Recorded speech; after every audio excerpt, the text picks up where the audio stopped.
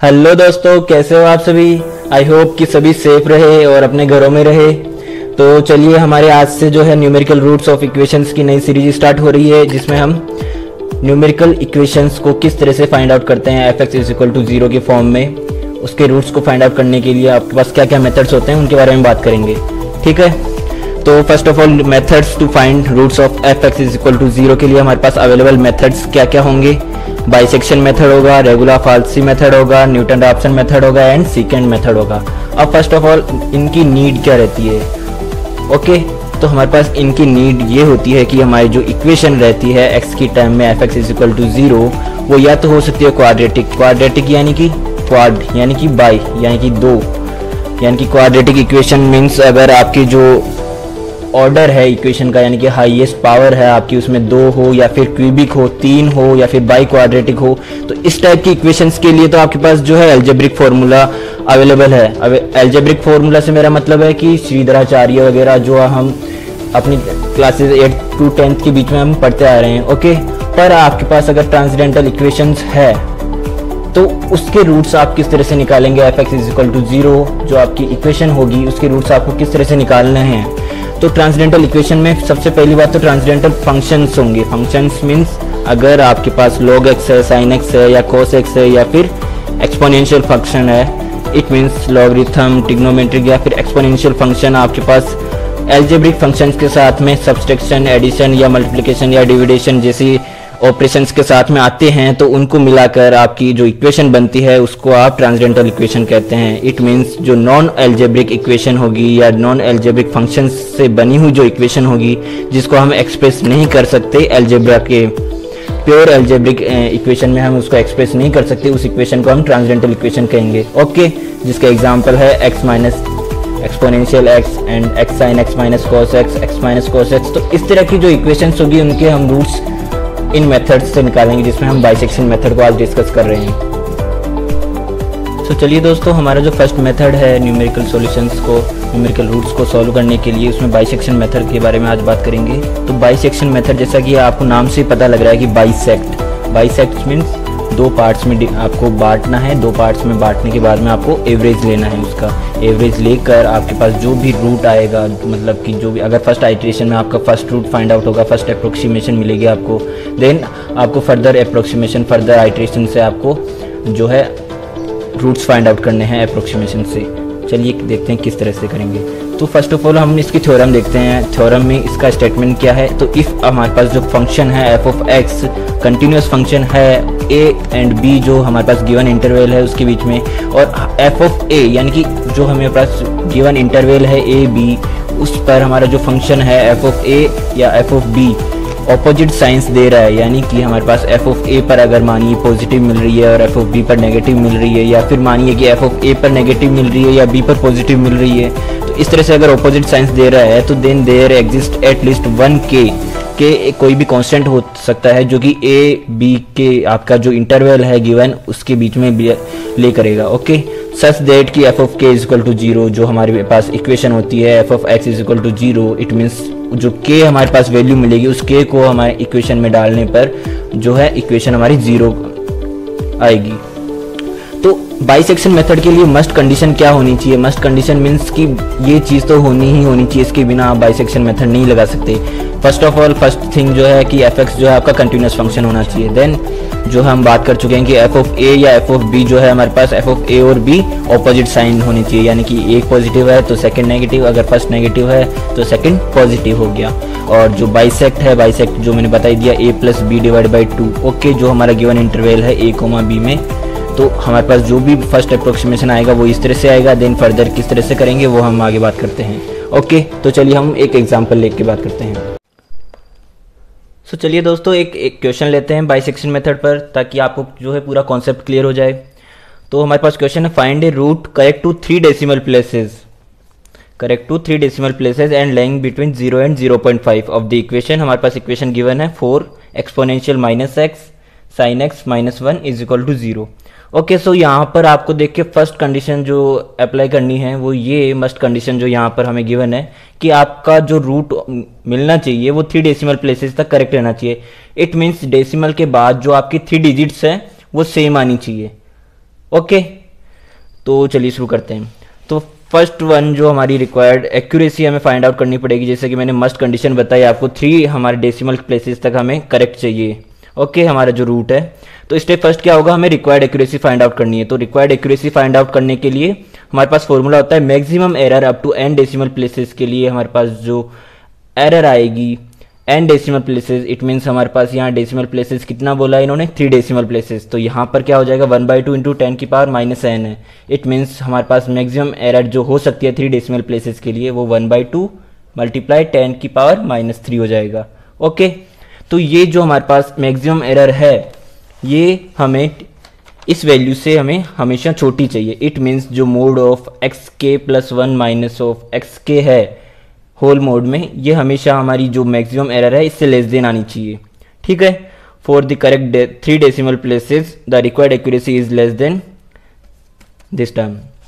Okay, so first term आपकी हमेशा यहाँ पर ये कॉमन रहेगी। फर्स्ट स्टेप जो होगा ये आपके बाइसेक्शन मेथड हो, चाहे सीकेड मेथड हो, चाहे फिर रेगुलर फाल्सी मेथड हो, वहाँ पर अगर आपको 3 डेसिमल प्लेसेस के लिए गिवन है तो आपको ये कंडीशन अप्लाई होगी हमेशा।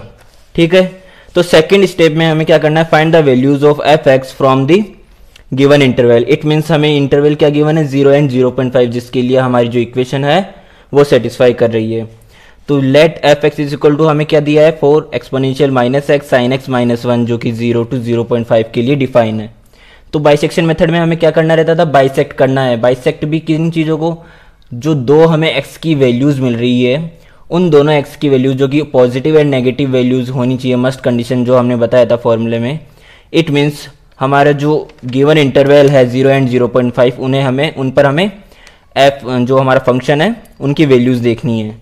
तो अगर मैं 0 पर हमारे फंक्शन की वैल्यू देखता हूँ तो मैं यहाँ पर x की जगह पर 0 रखता हूँ तो मेरे पास वैल्यू आएगी -1 जो कि लेस देन 0 है। इट मीन्स आपको यहाँ से क्या पता लग रहा है कि आपकी जो एक वैल्यू है वो माइनस आपको मिल रही है। ओके, अब आपको सेकंड जो है रिक्वायर्ड वो क्या है कि आपको पॉजिटिव चाहिए। तो पॉजिटिव भी देखने के लिए आपको क्या करना है 0.5 जो है आपकी जो सेकंड इंटरवल है, सेकंड बी वाली जो टर्म है वो आपको रखनी है फंक्शन में। तो f ऑफ 0.5 हमारे पास ये वाली वैल्यू आ जाएगी। अब f ऑफ 0.5 आपको किस तरह से निकालना है, इसके लिए देखिए मैं आपको कैलकुलेटर में बता देता हूँ। यहाँ पर जब आप 0.5 रखेंगे एक्सपोनेंशियल में तो आ जाएगी वैल्यू, पर आप जब साइन की वैल्यू निकालेंगे तो यहाँ पे आपको क्या करना है, रेडियन में निकालनी है यहाँ पे वैल्यूज़। ठीक है, तो आपको 0.5 पे अगर साइन की वैल्यू निकालनी है तो आपको क्या करना है, मोड में जाना है।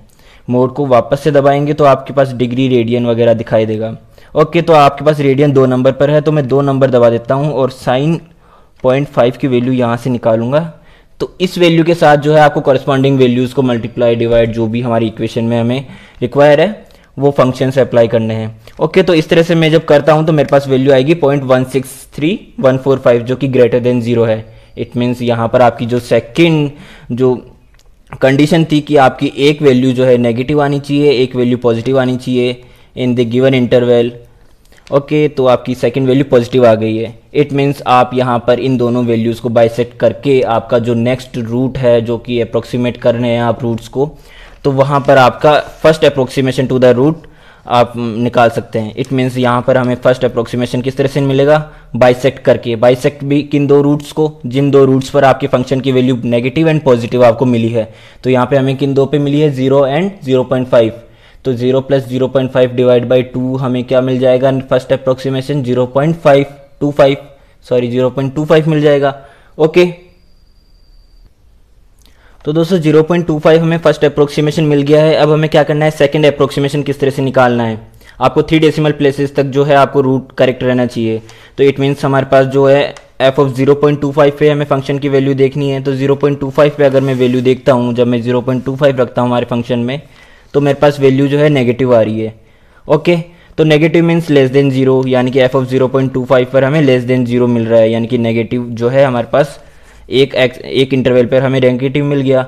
अब इससे प्रीवियस हमें कौन से इंटरवल पर पॉजिटिव मिला था ये हमें देखते हैं। तो 0.5 पर हमारी वैल्यू जो थी फंक्शन की वो हमारे पास पॉजिटिव थी, ग्रेटर देन 0 थी।